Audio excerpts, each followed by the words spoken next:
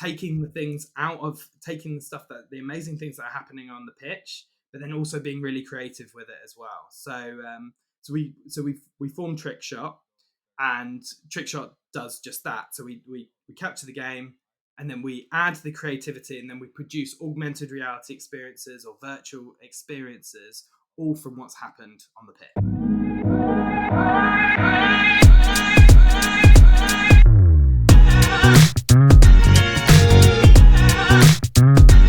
All right, welcome back everyone to another episode of the SportsTech ALLSTARS podcast.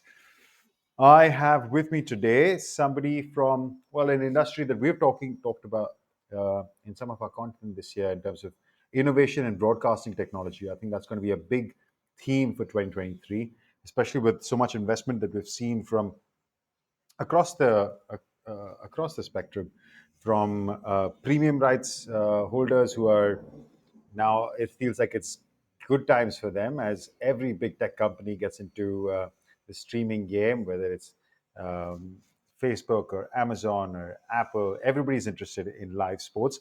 To right across the value chain, we've seen so much investment in companies over the last year in automated sports production, especially the likes of Pixelot and WSC Sports and Vayo and all these big companies investing in automated sports production. So there is a lot of money being invested in sports production, taking sports to a wide audience. And there's more innovation to be done there. We've seen different formats in which this is taken to audiences. And one such thing is around volumetric data and playing with live sports as it's being broadcast, not just letting it be men or women on a field of play. And one such company is Trickshot. And I've got the founder, Simon Thompson, on our podcast today. Welcome to the show, Simon. Oh, it's great to be on here. Thanks so much. Brilliant, Simon. I'm going to let you do the heavy lifting of explaining to us what exactly Trickshot does. Full disclosure, I mentioned to Simon, I came across the solution while just doing some research. I think somebody from the team pinged it to me. I liked it. I thought that, again, it fits in with some of the themes that we're talking about. Also, the theme for this month of innovation in fan experiences. And I think this is one amongst them. So before we get to Trickshot, Simon, I want to hear about you. What is your background, where you come from, and what, I guess, brought you to this path of setting up this company? Brilliant. Thanks so much. So I've worked in the XR space, so mixed reality, so that's augmented reality, virtual reality, for almost 10 years now, working predominantly with brands, producing kind of innovative brand experiences on using these mediums. And for the last kind of 6 years, before I started Trickshot, I was at Verizon and in their XR team, and we had studios all around the world. And Verizon being the kind of huge company that it was, we also did a lot in sport. And even though I was across all the different types of like ways that you could execute in mixed reality, the one use case that stood out so strongly to me of why you need for mixed reality was sports. And I'm a sports fan myself, but it just from a kind of technical point, there's just a great opportunity of taking what's happening on the pitch and then putting it into all of these 3D worlds. I think if you put like a bit of a comparison, a lot of people when they've done mixed reality projects, they do things maybe that is dancing, or people like recording themselves as a keynote volumetrically, and most of it is kind of one person standing still looking forward and playing the guitar or whatever it may be. But you think about the movement that is involved when you've got 22 footballers all on a pitch and they're all moving in these incredible ways and their bodies are moving in incredible ways. That's absolutely ripe for mixed reality, because then you're taking that content and that movement, and you're putting it into a 3D space, which is super exciting for me. So last year I left Verizon and set up Trickshot because I wanted to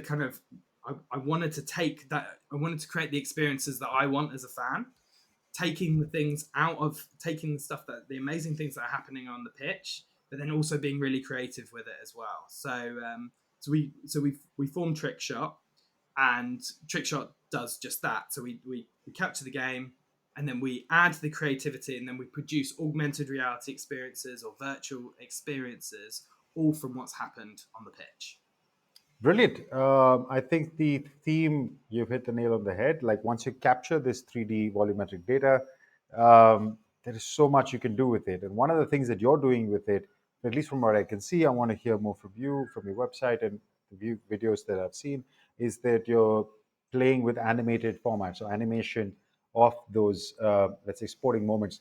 And that especially has been a big theme over the last year or so. We've seen the NFL with Nickelodeon playing with animation of live sports. I just spoke about it on our last episode of our SportsTech Weekly show about the NHL on announcing a partnership with Disney, about literally animating the live game on a different channel, which is to engage with younger audiences, right? So that's one application. Is that an application that you feel, let's say it's a primary application of what you guys are doing, or let's say there are a lot of other things that you want to focus on more than just animating for kids? Yeah, no, it's a great question. So, and I think this is why we've kind of created Trickshot. It's because we feel that so far with sport, a lot of it has been kind of like, right, we're going to that it's all about the broadcast, right? And it's this one amazing product, and the broadcast is incredible. But we know that there's kind of a drop off in younger audiences that are they going to kind of sit through 90 minutes of a game. Everything is a competition for attention, right? So what sports competing against is they're competing against gaming platforms and social platforms that are using kind of 3D interactive elements, right? So social filters, AR games, things like that. And sport at the moment, when you've got kind of watching a game for a certain period of time, maybe is not holding the attention of that younger audience for as long as possible. So what I think we've been doing, and we've done this with AFC Wimbledon to just kind of show what's possible, is we take if you capture the game in 3D, so you know all of the movements of the players, and then what we've done is we wanted to explore a couple of different use cases. So one of them is what would happen if you put that into if you put it into kind of social apps and you created augmented reality highlights. So that means being able to open up your phone and see the game laid out on the pitch.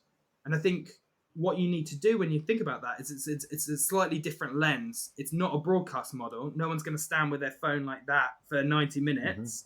But what they might do is they might get really creative and produce more content off the back of it. So then when they're somewhere famous, when they're at a big landmark, maybe they'll make LeBron James huge and his dunking into Tower Bridge as well, like using augmented reality, yeah.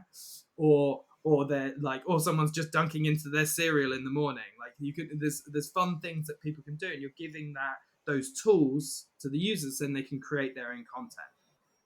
Equally, another use case that we found really interesting that we've been exploring is the idea of like recreating those moments. So what we did with Wimbledon is we took a free kick and it kind of goes over the top of the wall and then right into the top right hand corner. Really, really sweet strike that the player did.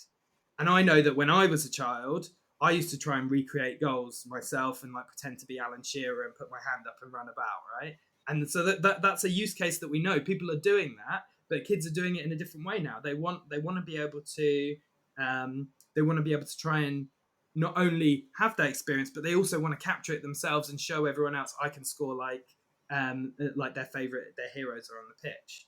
So we created an app that allows you to lay out all the players of what happened on the professional pitch at your home pitch. So you go to your local goal, you scan the goal, and then you lay out in augmented reality life-size players all around you. You set up your camera, and then you try and take the same free kick that the professional player did. You capture it, and then you can upload that to socials. It's a completely different use case. It's not a broadcast experience, but it's an interactive experience that these guys can be having, so they can feel closer to the game and closer to their heroes. And then the final use case that we've been exploring that I think is really interesting is being able to take what's happening on the pitch and then put that into a completely different stadium, Right. a completely different pitch and an environment. And we did this when I was at Verizon. We took a rugby game that happened at 2019, the World Cup, and then we put it into like a studio kind of black and white setting, very different environment studio. But then we also put it into like a New York cityscape. So the players were huge. They were like Godzilla running about, passing the ball, smashing into skyscrapers. And then we also did like a Game of Thronesy kind of like otherworldly with dragons running about. All of these things totally possible. You can create these whole worlds. You can take the sport out, and then you can put it into these new worlds, and that's got good storytelling. And like we've seen it, like the stuff you've shown, the Nickelodeon. That's the first kind of step of it, but what we can get to is like these really fully virtual, so everything, Right. strip all the stadium away, and that's a great opportunity for brands and partners. If you imagine if it's like Netflix and Stranger Things, the new series is Mm-hmm. coming out, and you could hit the for the NBA, you could push a button, and then suddenly you're in the upside down, and the whole of the basketball court is all like in the upside down, and all of those effects and everything else. That's a great brand partnership for the NBA, but it's a great brand partnership for Netflix as well. So there's a lot of kind of creative possibilities of putting sport into new worlds. So we're interested in these different use cases, and to be honest, we're only really scratching the surface of what's possible. But we know that it wouldn't be possible if you didn't have the 3D data, Yeah. if you didn't have a 3D model, because if you use a 2D capture, it doesn't work. You don't know what's happening on the other side, yeah. But if you've got 3D capture of the games, then suddenly, boom, you can do so many different things. Absolutely, and that's the power of the um, let's say of capturing that data. What you just said. A couple of use cases that I want to add. I've seen different solutions. One where there can be a highlight, say, of Alan Shearer with his hand up and all that, and you can morph your face onto it. So I'm suddenly Alan Shearer with scoring an incredible goal. Yeah, nobody's going to buy that probably, but maybe they'll buy a shot of me with an own goal or ramming my head into the post, but stuff like that, that's fun stuff. So it's not just about the goals, in that there's capturing all sorts of interesting moments that happen on the pitch and relaying them, making them available to a wider audience to play with within some realms, within some guidelines perhaps. But yeah, just encouraging the experimentation. One quick question. So, just about the company itself, and then we'll come along to the product, maybe some technical stuff. So, how long have you guys been around? Maybe you've already mentioned AFC Wimbledon. How big is the team? Who have been some key projects that you've been working on? Walk us through your journey so far. Yeah, cool. So we are 5 people. We're all based in close to London. We launched less than a year ago, and our main kind of period that we've started in, we've been in a let's kind of find out what these use cases that people would want to have, because it's quite difficult. It's quite difficult to kind of say, oh, should we do this or do this? It's so much easier when we say, here, look what we did with Yeah. Wimbledon, and show it.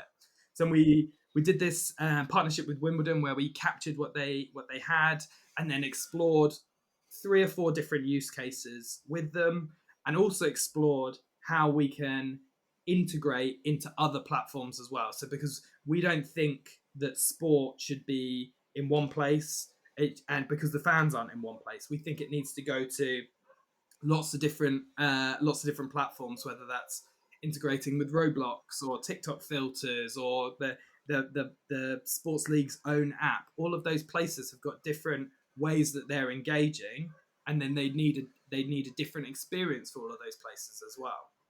So what we've built through some of those use cases now, and what we've been doing in the background is we've been building a platform that ingests the data, produces an experience, and then can be able to push out to the different platforms Mm-hmm. afterwards. So now we're since we launched, we only kind of launched the Wimbledon stuff just before Christmas. We've just had so many people reach out to us being like, this is cool, what do we do? And now we're having lots of really interesting conversations with leagues and teams, brands, and those kind of end platforms as well, about how we can integrate with those ones. lots of really interesting conversations about how we can tie all those pieces together. Yeah, that's what I was going to. But our next, Yeah, go ahead. yeah, Finish the go on. thought. No, you go. Yeah, Go. I was actually just going to address that next, which is that when you have technology that is so interesting and so new, um, the applications are endless, right? Everybody wants a piece, and it's up to you as founders and as the founding team to try to bring focus to the conversation. Who are we really? Which is the, let's say, what is the priority in which we're going to start to solve problems? Everybody has a problem. Everybody wants our solution, but who are we going to focus on? So, what has been that for you? Who are you targeting right now? Is it rights holders? Is it broadcasters? Is it brands? Or are you trying to do a bit for everyone? Like, how are you approaching this? So we talk to everyone. We love to have lots of interesting conversations. But what is the But most interesting use I case for think you to solve, let's say? I'll tell you now. It's the sports rights Right. holder, because I think for them, it's a huge opportunity for them to set themselves up of one, increase their fan growth, especially with the younger audience. So like it's an investment in the future for them to be starting to build these use cases, and then also it's a great platform for them to be having conversations with partners as well. So for them to be talking to them, and it all hinges off those amazing rights. So if we don't have the rights to do anything, Trickshot doesn't work. So for us, the most important kind of player is who owns the rights to the content. Yeah, which makes sense. I mean, you have to get to the source. If you're, as you said, you're building something interesting, if you don't have access to the core IP, then I guess anybody could pull the plug, and it makes the solution tricky, let's say, for you to roll out. I want to peek under the hood a little bit, not too much. Like I said before, we don't need to know how the sausage is made, but I want to see, just to get a little whiff of it, how exactly are you capturing this data? What technology are you using? Do you have like major infrastructure, let's say, because it sounds like it would require expensive equipment on each venue to be able to capture volumetric data, or is there some hack that you have that makes it much simpler?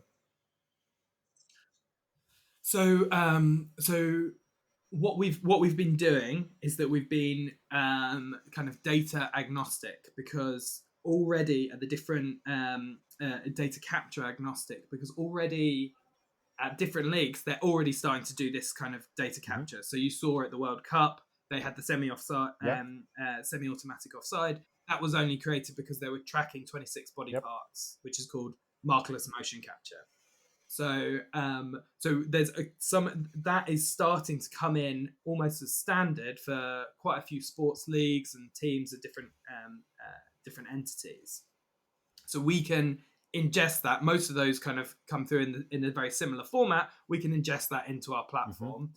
But really, what that is that's just a collection of of coordinates. XY coordinates, yeah. It's like the Simon's elbow joint is here, and now it's here.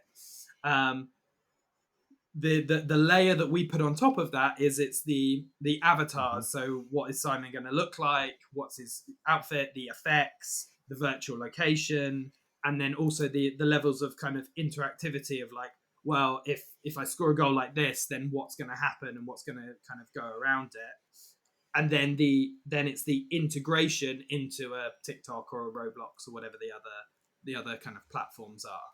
So we've so for a sports rights holder, a lot of them are already looking at markerless motion capture because it's good for officiating, it's good for tracking for kind of the sports science, it's good for almost for performance as well. They're looking at it like because then they can track the shoulders and they can see how much they're looking forward and all of those kind of things. So they're already looking at that, but then I'm coming in and saying, oh, you've got this amazing data. I think I can help you grow your fan base, and I think I can have really interesting partner conversations, and I think I can start growing communities in different places rather than just the broadcast with this data. We're a kind of SaaS platform, so we're just about kind of ingesting what they've already got or kind of guiding along the process to get that capture, whichever it may be, and then distribute out to other places. Sounds interesting. And so we touched on the data capture. Now let's talk about distribution a bit. Are you already capable of doing this real time in all the different formats, or is it still a processing? I don't know what is your turnaround time for processing that it takes to take this data and then push it out in some sort of interesting format to a broadcaster or to social media? I think we're getting our platform to a place where it would be Hmm. minutes, not hours, after an event happens. I think real time is on the horizon. It's something that we'd be working Sure. towards. But the way we know that it needs to be fast because the half life of this content just drops off Yeah. like after the game. So we would need to be fast, but yeah, we're like that at the moment. Brilliant. Okay, so we've covered, I think, a lot around, let's say, the technical aspects of the solution, what you guys are doing.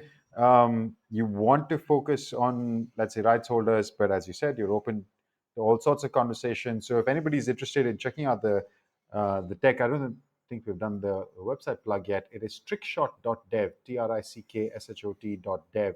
And Simon, if somebody wants to reach out to you before we move any further, they want to reach out to you, where should they?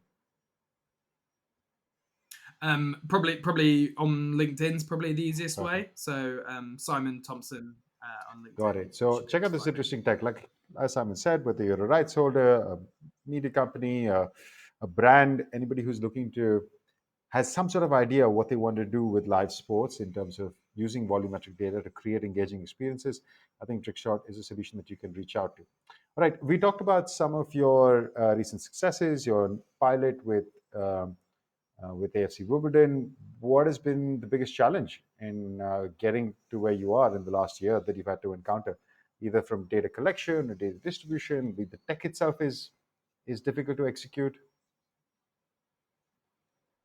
I think until we did the Wimbledon the Wimbledon example, my biggest challenge is just trying to explain something that is very different from what people are used to seeing of sport. Sure. So it's a completely different environment, and also I think if we're honest, that a lot of the people that uh, a lot of the people in the industry maybe are not fully ingrained into like what the kind of youth culture as well are looking at. So until they can see it and they can see the results, then it's hard for them to understand. But then once we built with that working kind of demo with Wimbledon, then it's just so much easier to say, well, look, here's a virtual stadium, but it doesn't have to be this stadium. It could be this, it could be this, it could be that. And then suddenly the eyes light up and they go, oh, right, I get it. And then everything kind of comes from that. So sometimes it's cliche, but you've just got to Yeah. try it and just build something just to show what is That's a possible. good point. I don't know if somebody's missed the idea. We use terms like volumetric data and 3D image capture a lot, but essentially you have to see it to believe it. So I encourage you to go to the website to check it out. Essentially, it's just taking a live game or a sports moment and converting it into um, a virtual format or making it virtually, let's say, consumable. Um, all right, so we covered a few different things. What's coming up for the company? What do you guys need next? I hope there are more proof of concepts or pilots that are coming up. Are you raising a funding round? What's happening? So we've got lots. I'm a bit hesitant because we're not like at announcing stage, but we've got lots of very interesting conversations going on at the moment with big leagues and big clubs, and what we'd be looking to do is deliver our solution at the highest Right. stage, and that's when you get such great because we're this is so new. You want those big data sets of like huge audience sizes, then you can start seeing what's working and what's not, and start kind of iterating on it. So it's super exciting for me for us to be having these conversations with really big entities, because that's where we can get more of our learnings and just keep on improving the product. Fantastic. Look forward to more news and updates with you dropping some big names in there. Yeah, best of luck to you and the team on executing on some of these projects. All right, Simon, I think that's me done with all my questions. I do have one last one, though, before we end the episode, which is my favorite one to end the episode with. I like to believe we're all sports fans first. So, what has been your favorite sporting moment? Yeah, so there's lots, but I think the one that's probably had the biggest impact is so I'm a rugby Mhm. fan, and I only got into rugby about started playing it about 2002, just when England were Oh, at like their absolute Johnny peak. So Wilkinson. so just before, yeah, exactly. So I remember just kind of getting into it, really like loving everything about the rugby club as you kind of growing up, and then 9 o'clock in the morning going into a rugby club and everyone's really enjoying the game, and this is the World Cup final, and then obviously kind of going into extra time and Johnny Wilkinson scoring, and it's just so early in the morning and everyone's having a really good time, and it just had such a lasting impact on me, how it kind of really grabbed people, just seeing grown men just crying their eyes out because we won the game. It's really special. So yeah, that will always be the top, I think. Yeah, I mean, I remember that moment. I remember going to, I think we were in high school or just finishing up school at the time. I remember suddenly, this is in India where nobody plays rugby, nobody's interested, but there were a small group of us who were sports fanatics, so we'll watch anything. And next thing you know, I think for the rest of that summer or whatever we were going to school, rugby became the sport of choice to play during our class breaks and stuff. Just everybody try to recreate that little drop goal. It was fun. It became a little year of rugby in a school in Bangalore. Well, Simon, it was great having you on the show. Once again, a shout out to all the cool tech that you guys are building. I look forward to seeing it for some big names, for some big leagues. And do keep us posted. Trickshot.dev is the website. Simon, you can find him on LinkedIn as we've established. Simon Thompson, SIMON THOMPSON. Yeah, common name. So maybe spelling helps. Thanks for joining us, Simon. Thanks so much. All right, guys, that is another episode done. And I believe this might be the last one of our fan experience series. We've done that for the month of February. Next month, we're going to bring you a bunch of investors. There have been so many new funds on the sports tech scene, quite a few of them. So I thought I lost my connection for a second. Right, there have been so many new investors on the sports tech scene over the last 3 or 4 months. So we're going to be speaking to a few of them. Stay tuned for more cool content. Thanks, guys.